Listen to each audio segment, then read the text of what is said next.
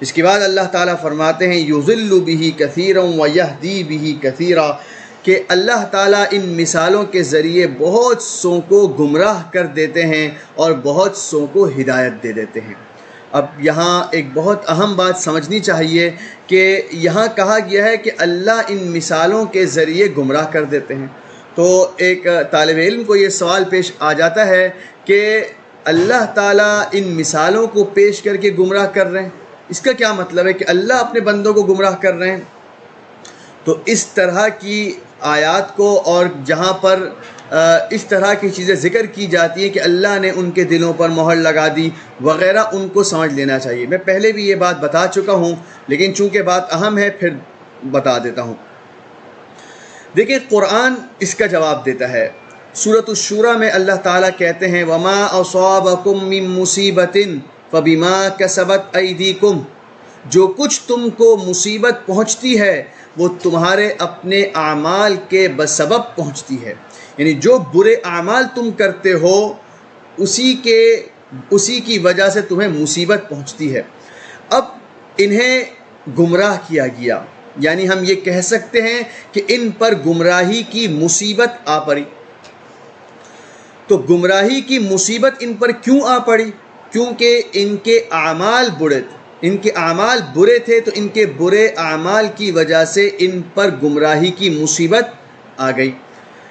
اب اللہ تعالیٰ نے اس دنیا کے اندر انسان کو اختیار دے رکھا ہے کہ وہ اپنے اختیار سے کام کرتا ہے، تو انہوں نے اپنے اختیار سے برے اعمال کو اختیار کیا، خدا کی نافرمانی کی، خدا کے کلام کو جھٹلایا، خدا کے بھیجے ہوئے پیغمبروں کو جھٹلایا۔ ان کے برے اعمال کے بسبب یہ گمراہی کے قریب پہنچ گئے۔ خدا نے نتیجہ سنا دیا یضل بہ کثیرا، خدا ان مثالوں کے ذریعے گمراہ کر دیتا ہے۔ تو گمراہی کو اختیار ان لوگوں نے کیا اپنے ارادے سے، خدا نے تو صرف نتیجہ سنایا کہ یہ لوگ اب گمراہ ہو چکے ہیں، ان پر گمراہی کا لیبل لگ چکا ہے۔ اس کو آپ مثال سے یوں سمجھ سکتے ہیں کہ ایک اسٹوڈنٹ ہے، ایک ٹیچر ہے۔ ٹیچر اپنے اسٹوڈنٹ کو کتاب پڑھاتا ہے، کتاب سمجھاتا ہے اور کہتا ہے کہ اس کتاب سے امتحان لیا جائے گا، ایگزام ہوگا۔ اب ایگزام ہوتا ہے، ٹیچر پیپر بناتا ہے اور اسٹوڈنٹ کے حوالے کر دیتا ہے۔ اب اسٹوڈنٹ اپنے اختیار سے پیپر کو حل کرتا ہے، تو اگر وہ پیپر کو صحیح حل نہیں کرتا اور ٹیچر اس کے پیپر کو دیکھنے کے بعد اس کے اوپر فیل لکھ دیتا ہے، تو آپ بتائیں کس کا قصور ہے؟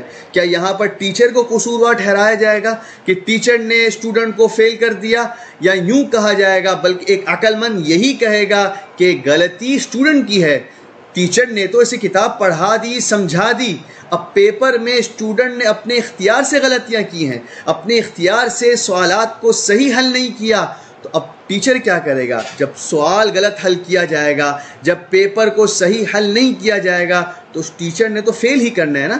تو یہاں پر ہم ٹیچر کو قصوروار نہیں ٹھہرا سکتے، بلکہ پوری کی پوری غلطی اس اسٹوڈنٹ کی ہے جس نے پیپر کو صحیح حل نہیں کیا۔ اسی طرح آپ یہاں سمجھیں، خدا نے اپنی کتاب اتار دی، اپنے انبیاء کو بھیج دیا کہ لوگوں کی رہنمائی کرو، انہیں صحیح راستہ بتاؤ۔ اب لوگوں نے انبیاء علیہ السلام کی بات کو، خدا کے کلام کو ٹھکرایا، اپنے اختیار اور ارادے سے برے اعمال کیے، خدا کی نافرمانی کی۔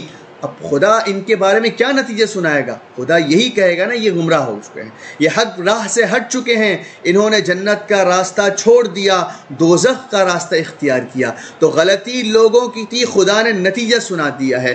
تو جہاں پر بھی اللہ یہ کہتا ہے کہ اللہ نے ان کے دلوں پر مہر لگا دی، اللہ نے ان کو گمراہ کر دیا، تو خدا وہاں نتیجہ سنا رہا ہوتا ہے کہ ان لوگوں نے اپنے اختیار سے برے اعمال کیے، میری نافرمانی کی، میرے انبیاء کی تکذیب کی۔ خدا نتیجہ سناتا ہے کہ یہ گمراہ ہو چکے ہیں، خدا نتیجہ سناتا ہے کہ ان کے دلوں پر مہر لگ چکی ہے۔ اس بات کو آپ بہت اچھی طرح سمجھ لیجئے۔ عام طور پر لوگوں کے دلوں میں یہ شبہ پیش آتا ہے، میں نے اس کا جواب دینے کی کوشش کی ہے۔